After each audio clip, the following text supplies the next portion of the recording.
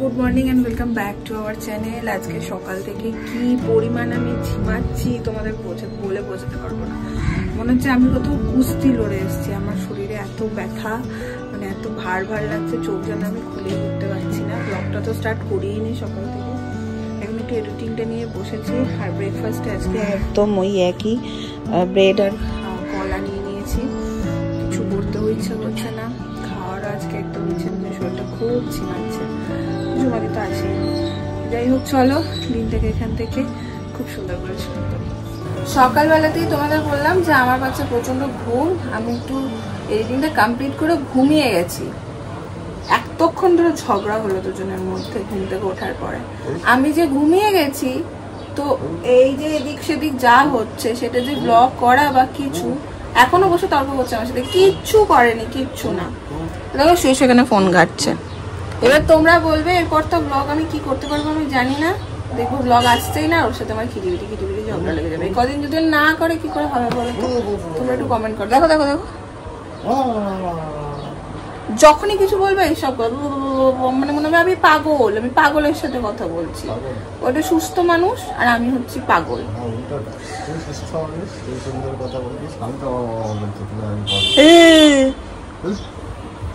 বেশি বেশি একদম। যাই হোক, ওয়েদার কি ড্রাই, মুখ চোখ পুরো শুকিয়ে যাচ্ছে একদম। মা ওদিকে রান্নাও কমপ্লিট করে ফেলেছে। আর হচ্ছে আমি ব্লগটা আপলোড করে দিয়ে একটু স্নান করবো, এবার একটু ফ্রেশ লাগছে। সকাল থেকে খুব গা হাত পায়ে প্রচন্ড ব্যথা হচ্ছিল আর ঘুমও পাচ্ছিল খুব। তারপর তরমুজটা কাটবে, দেখ দেখ মুখ চোখ দেখো দেখো, মনে হচ্ছে আমি কোন মানে একটা ব্যাপক একটা লোকের সাথে কথা বলছি, বড়সড় মাপের লোকের সাথে।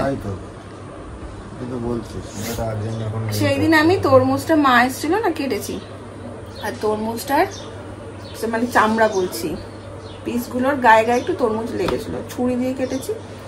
তো আমাকে সেদিন কত কিছু বলছে, এইভাবে কাটতে হয় তাহলে পুরো উঠে আসে, হ্যান উঠে আসে, ত্যান উঠে আসে। আমি ভাবলাম বাহ খুব ভালো, ও আবার এইসব কাজ ভালো পারে, তো ও হয়তো খুব ভালো পারে, ওর কাছে শিখতে হবে সুন্দর করে। আজকে তরমুজটা রয়েছে আর আমার তরমুজ খেতে খুব ভালো লাগে, আমি চাই তরমুজটা একটু কেটে দিও তো। তখন আমাকে বলছে কি আমি পারি না কাটতে। তা তোমরা বলো এই ফাওয়ের জ্ঞানটা আমি কেন নিলাম, এইভাবে ওইভাবে কাটতে হয় আর কোথায় কি বলছে আমি পারি না কাটতে। কেন ফাওয়ের জ্ঞান দিলে তুমি আমাকে? কাটবে না তাই? অমনি ঢপ, অমনি ঢপ, ঢপ মনে হলো ঢপ না, ঢপই এটা। একটু আগেই এতক্ষণ ঝগড়া করছিলাম ওই তরমুজ কাটা নিয়ে অনেকক্ষণ ঝগড়া হয়েছে। এবার ম্যাডাম গেছে নিজে তরমুজ কাটতে, তো এখন যাও একটু ওর পেছনে লাগবে, দেখো গিয়ে রিয়াকশন দেখি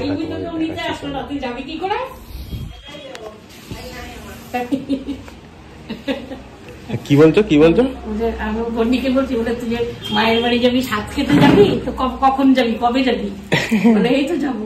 আমার তো রিজার্ভেশন টিকিট কেটেছে, বলে জেনারেলে বুতু গাড়ি দিয়ে লোকে ধাক্কা দিয়ে ফেলে দেবে। কবে যাবে তুমি? ভাইটাকে পাশে পাঠাতে হবে, তাহলে কিন্তু আমি দেবো না আমার বউকে।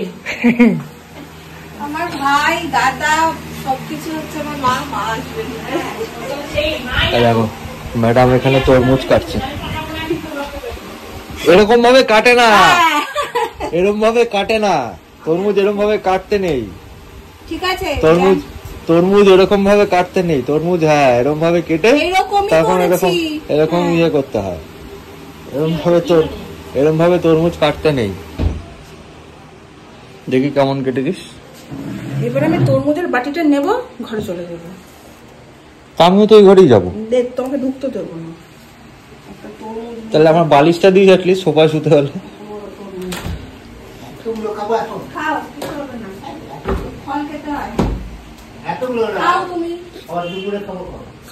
এখন দুপুর হতে আর বাকি আছে? দুপুর হয় না, খাও।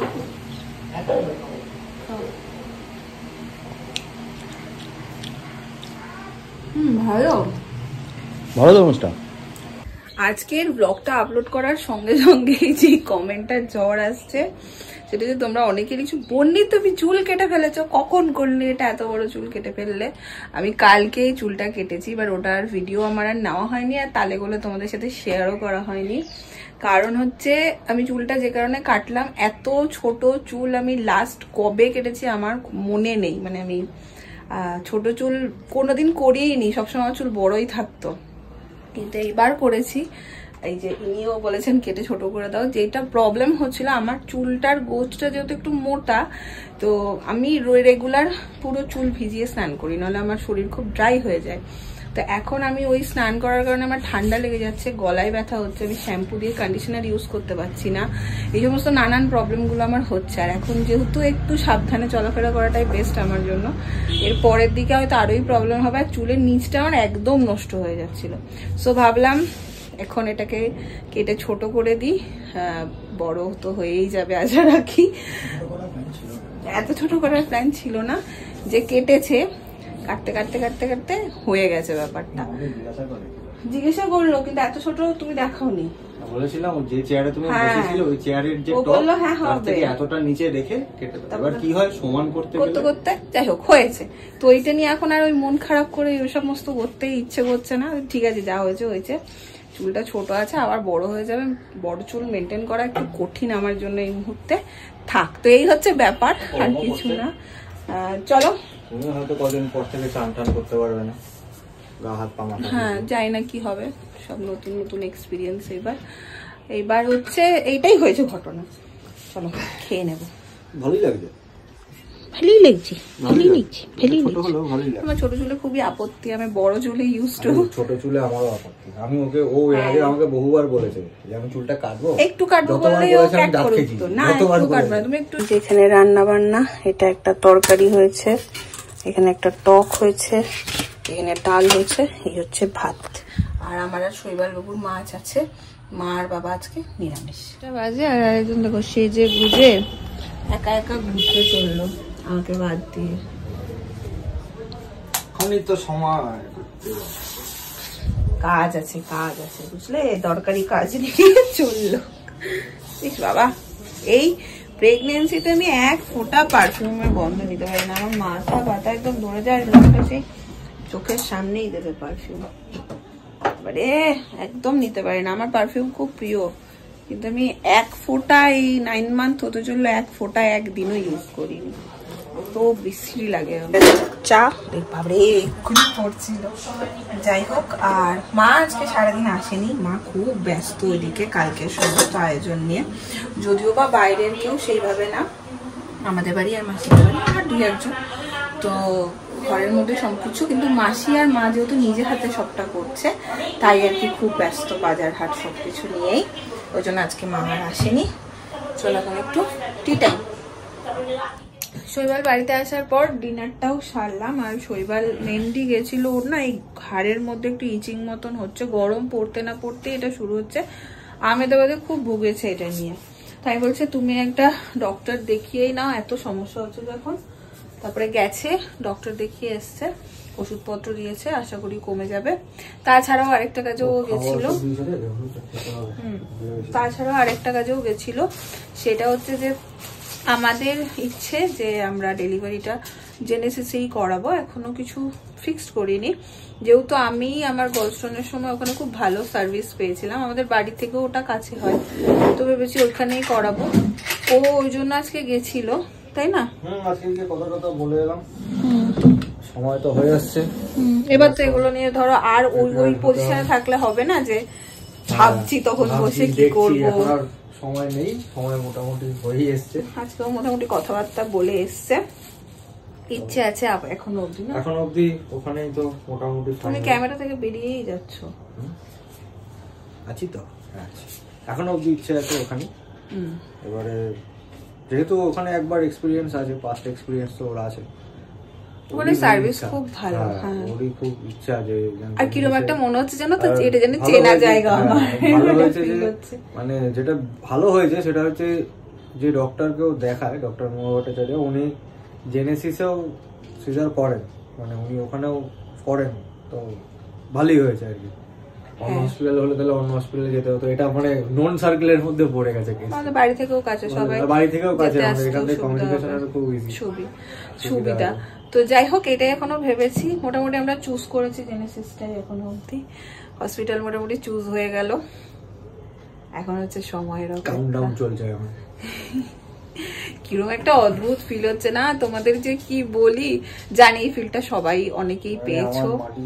আমার পায়ের তলা থেকে যখন মাটি সরে যাচ্ছে মনে হচ্ছে তোমার। হ্যাঁ, আমি শৈবালকে কোনো দিন টেনশন করতে দেখিনি। আমার গল ব্লাডার স্টোনের সময় ও মনে হচ্ছিল আমাকে খেলতে পাঠিয়ে দিচ্ছে, মানে আমি এরকম হচ্ছে ওর কিছুই কি হচ্ছে না। আর গল ব্লাডার স্টোনের সময় আমিও খুব ঘাবড়েছি, টেনশন করেছি, এটা নয়, আমি রিল্যাক্স থাকার চেষ্টা করেছি। কিন্তু এইটাতে আমি দেখছি শৈবালবাবু কিন্তু বেশ চাপে পড়ে যাচ্ছে। চাপ হওয়ার কারণ আছে। কি কারণ?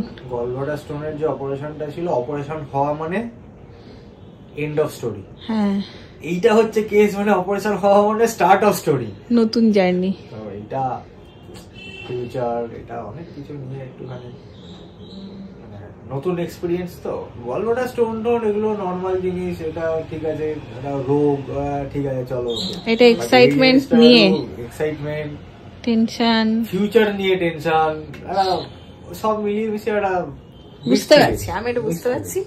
এটা হচ্ছে কথা, বেশ মাঝে মাঝে কথা বলতে বলতে অন্য মানুষ হয়ে যাচ্ছে, চিন্তা ভাবনায় মগ্ন আর কি। হচ্ছে মানে মা দিচ্ছে স্বাদ, তোমরা তো জানো। তো ভালো করে কালকের দিনটাও এনজয় করে নিতে চাই। চাকরির ইন্টারভিউ যখন দিতে গেছিলাম, জোরে বলো, শোনা যায় না। চাকরির ইন্টারভিউ যখন দিতে গেছিলাম তখন এরকম টেনশন হয়েছিল, আবার এখন হচ্ছে। এছাড়া আমার কোনোদিন হয়নি। আমি ওকে কখনো টেনশন করতে দেখি না। ও সব মানে শৈবাল হচ্ছে সুপার ডুপার একটা পজিটিভ মানুষ, মানে একটা চূড়ান্ত নেগেটিভিটির মধ্যে তুমি যাচ্ছ, ওকে বললে ও ঠিক একটা পজিটিভ ওয়ে খুঁজে তোমাকে বলবে যে না না এটা এই জন্য হচ্ছে জানিস তো, এই জন্য এরকম। শুনে তোমার মনে হবে হ্যাঁ এইভাবেও আমি ভাবতে পারি। তো সেই মানুষটা যখন টেনশন খাচ্ছে, এবার আমি আবার তাকে ঘুরিয়ে এখন বলছি একটু মানে এক্সাইটমেন্ট, ওই আর কি এক্সাইটমেন্ট। আমি আবার তাকে জানি না মাথা কেটে যাচ্ছে, বিশাল বড় একটা দায়িত্ব। হ্যাঁ, হয়ে গেল না। আমি আবার ওকে ঘুরিয়ে বারবার বলছি আরে টেনশনের কি আছে, যাবো টেনশনের পেছনে আনন্দ যাওয়া করে হবে, একসাথে দেখা করব, অল উইল বি ফাইন। একদম। চলো টাটা।